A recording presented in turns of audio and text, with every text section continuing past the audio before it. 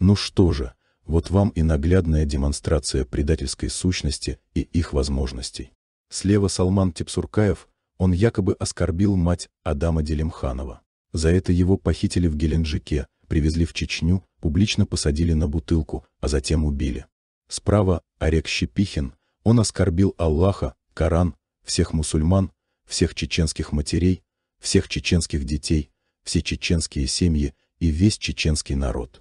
Его за это похитили на Ярославском вокзале в Москве, а затем просто отпустили. Судя по легким ссадинам и гематомам на лице Щепихина, он получил лишь пару пощечин.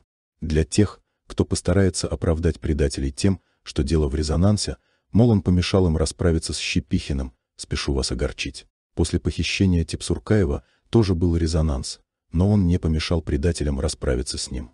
Просто кремлевские хозяева наших отцов народа, в кавычках, не позволили им расправиться над Щепихиным. Кто-то позвонил и приказал отпустить, а вот по Тепсуркаеву никто звонить не стал, и с ним расправились.